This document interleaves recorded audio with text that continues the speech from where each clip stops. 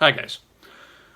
You'll notice a lack of Tori in this episode, and the reason for that is because today I will be doing the episode. And the episode today is a book review of Nyxia by Scott Reintgen. Wanted to give a short spoiler alert. I'll try to be good and let you know before I let something slip, but I can't always, and it's hard to talk about the book without talking about the book. So there's that. You have been warned.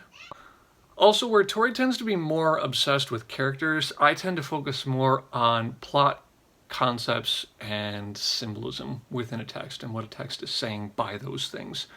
So, without further ado, let us begin the deep dive into Nyxia. Because it's a mine, guys.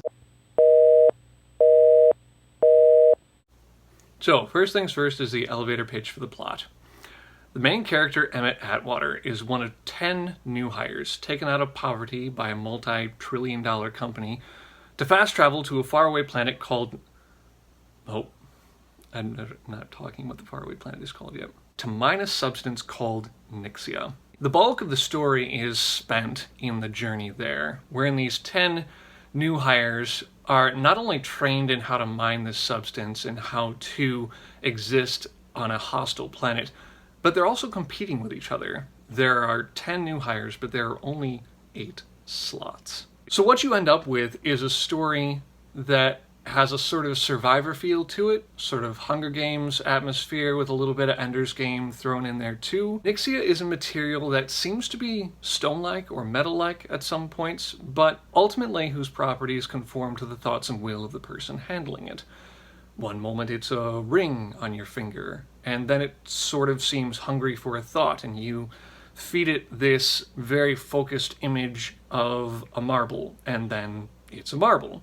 Or it's a dice, or a knife, or at some point somebody actually makes a working Polaroid camera and takes a picture. But it's not without its limits. When you try to control an amount of Nyxia that is too large, it tends to push back on you. So instead of you being able to control it, it sort of gives you seizures, and then you wake up a little while later.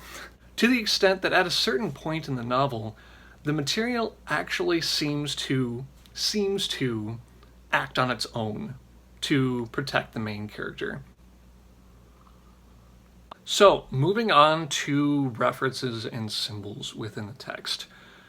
There's a lot of Genesis vibes through this story. The multi-trillion-dollar company who takes over Google in 2036, the company's name is Babel Communications, which is kind of ironic considering the story of the Tower of Babel.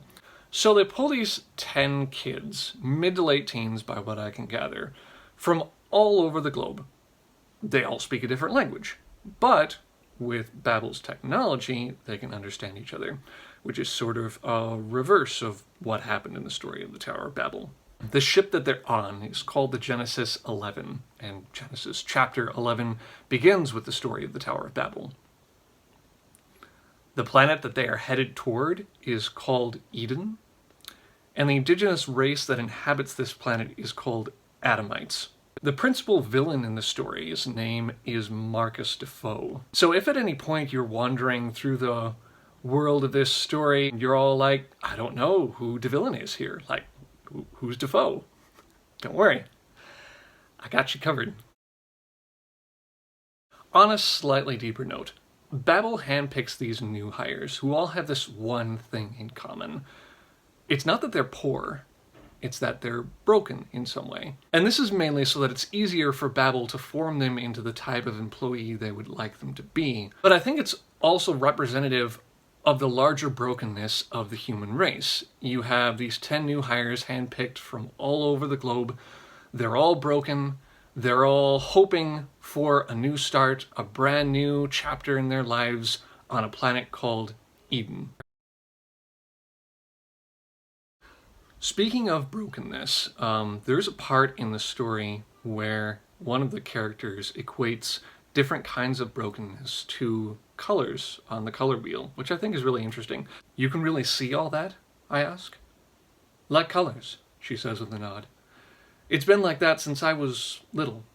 different kinds of brokenness have different colors. All of the others have a color. Longwy, Jazzy, and Bilal are all red. That's burden. All three of them are carrying a lot of weight on their shoulders. Azima's white. She's searching for a piece that she's lost. And Rothy's black, because he's never known any peace. Katsu and Isadora were both betrayed. It's like gold, but the color's all faded. Then there's you, me, and Jamie. We're all blue. It all sounds so strange, but I can't help asking, what's blue? Forgotten, she says.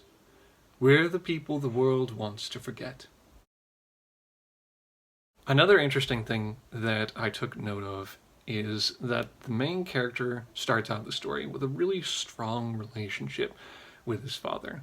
His mother has cancer and isn't present through most of the story, but there's another female character who fills the role as mother for the main character. Inasmuch as the main character needs a mother, in a lot of ways he is still a boy. As the story progresses, though, the main character finds himself distancing from his father. He isn't telling him everything, he doesn't want to worry him, he's sort of establishing his identity as a separate person, sort of more independent. And then there's a certain part of the story where the main character is separated from the motherly character.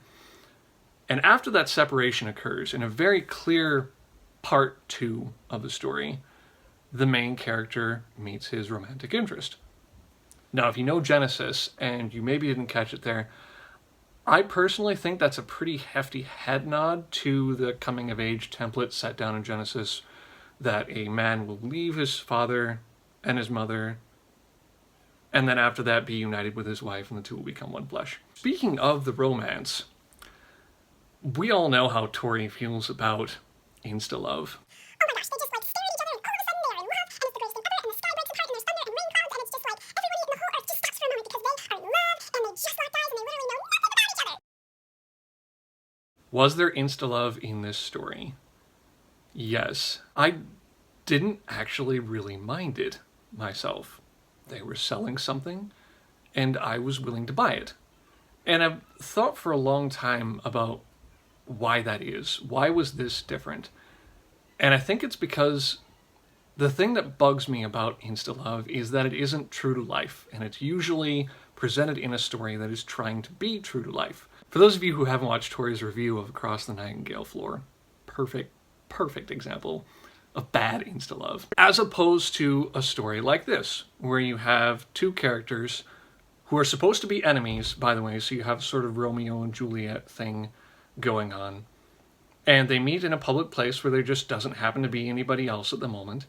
And after conversing, the one character grabs the other character's hands and says, "Dang, why are your hands so cold?" And starts massaging the warmth back into them. And then after a while, there's this beep, and he looks up. And then somebody else walks in the room, and they both jump out of their skins. Like, I think that that's maybe a little more true to life, and if it isn't more true to life, it's at least better crafted. But in the end, ultimately, what would I grade this book as a YA? I would say thumbs up. It's a pass-fail. It's pass-fail here. Because, I mean, who wouldn't be interested in a Survivor-style Romeo and Juliet coming-of-age space story jam-packed with Genesis references and symbols? I'm for it. This is the part of the video where Tori comes in and does the closing. I hope you guys enjoyed Ben's first ever book review on my channel. If you enjoyed it, like and subscribe. And I hope you all are having a fabulous day, and I'll see you in the next video.